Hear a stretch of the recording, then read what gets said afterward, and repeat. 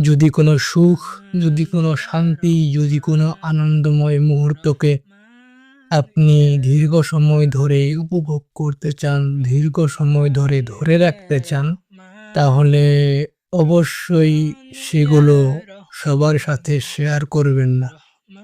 আপনার ব্যক্তিগত মুহূর্তগুলো, আনন্দময় সময়গুলো সবার সাথে শেয়ার করবেন না। শুধুমাত্র তাদের সাথেই ভাগ করে নিবেন যারা আপনার প্রতি খুবই আন্তরিক। কিন্তু আজকাল দেখা যায় সবাই নিজের ভালো মুহূর্তগুলো, সুখের মুহূর্তগুলো সবার সাথেই ভাগ করে নেয়।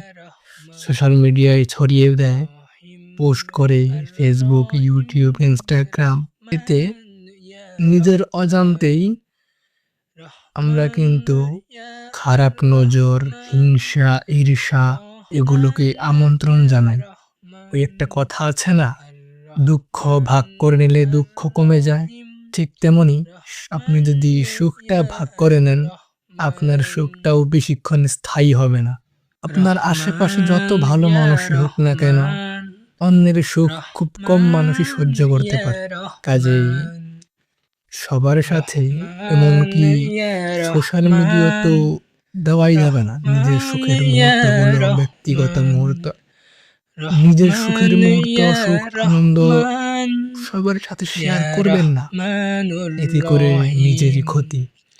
কিন্তু বর্তমান দুনিয়াতে আমরা সুখে থাকার চেয়ে নিজে সুখী দেখাতে পছন্দ করি বেশি। কি এক অদ্ভুত দুনিয়াতে বসবাস করি আমরা। আসলে দুনিয়ার মতো সুন্দর। আমরা মানুষগুলোই অদ্ভুত হয়ে গিয়েছি।